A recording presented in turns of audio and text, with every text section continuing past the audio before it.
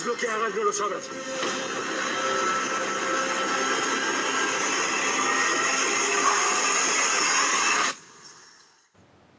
Hello everybody, welcome back to Screenstars. I'm here today to bring you my review of the 2023 horror thriller Bird Box Barcelona. The film is written and directed by David Pastor and Alex Pastor, and it stars Mario Casas, Georgina Campbell, Diego Calva, Nyla Schuberth and Alejandra Howard. Now this is the direct sequel to the hugely popular Netflix film Bird Box that starred Sandra Bullock and came out 2 or 3 years ago. It's a film I have covered and reviewed on the channel, and it's a film I hugely enjoyed. I thought, after the success of A Quiet Place, a horror that focused on the senses, Netflix gave us this film, which also, while A Quiet Place focused on like hearing, this one focused on sight. And this time round, rather than doing like a safe sequel to the first one, set in the US, you know, carry on doing the same stuff, it goes for a slightly different approach. This film is set in Spain. The film is largely subtitled. It's in Spanish for the most part, but there is some English speaking as well in the film. So if you're one of these people that doesn't like watching subtitles, there is a dubbed version you can watch on Netflix if you choose to, or you can watch like how it was originally intended. It's completely your choice. And this time around we follow Sebastian, a character who it does a slightly different approach here to the first film. Now, in the first film, you remember we were introduced to these, they were portrayed as villains in the first film, these people that could still see and were committed to exposing those who didn't want to see these creatures by force. Well, this time round, it kind of tells the film from their perspective, or certainly one of their perspective. It still portrays them for the most part as villains, but it adds a little bit of a grey area here, because this Sebastian character believes that these things that he can see are angels, and if he can let other people see these angels, you know, he's releasing their spirits into heaven. He's essentially, you know, he's kind of been sold a lie to a large degree. So we follow his story, really, and, you know, it's a film that doesn't really clearly define what's right and wrong, who's good or bad sort of thing, until later on into the film. And it's a very, I think, a really interesting way to kind of tell the story from a different perspective. And I did enjoy that concept, because this character, this Sebastian, does some pretty questionable and despicable things, and he has what you could describe as a really interesting and arguably satisfying arc by the end of the film. I think the film does a good job of introducing us to characters, and it does it successfully twice.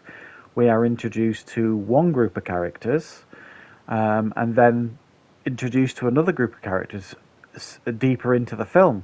And you get quite invested in both of these kind of teams that we're introduced to. And then when he gets to the second group of characters, that's where we are introduced to Georgina Campbell. Now, you may recognise Georgina Campbell. She was in the recent Barbarian film that came out last year, I believe it was, that I thought was a really wonderful and original horror film. So she makes an appearance in this, and obviously she's English speaking for the most part, but like I say,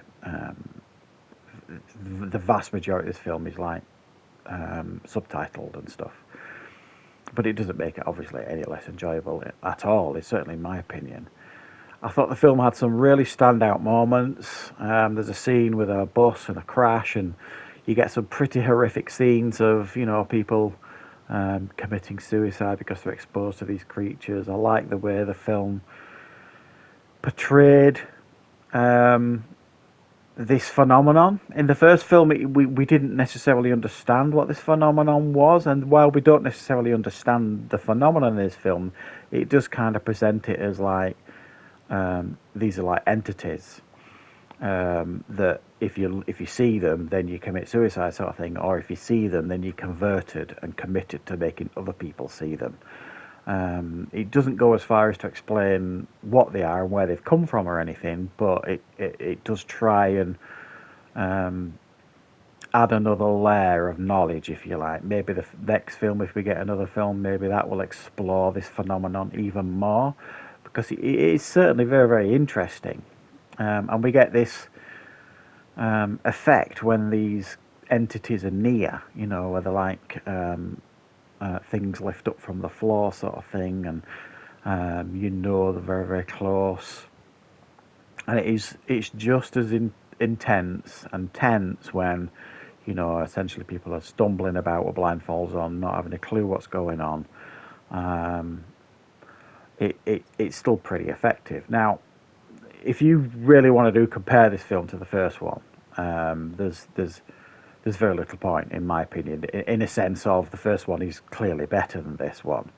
It's almost like 28 days later, and then its sequel. Its sequel is okay, it's fine, but it ain't nowhere near as good as the first one, because, the concept is, you're introduced to the first one, it gives you this originality, and then the second one really can only try and add layers and increase knowledge and that kind of stuff. And I do think this film does a fairly decent job of doing it. It's just not as effective as the first one. So it's a pretty solid sequel, I'd say. It's not a massively satisfying sequel.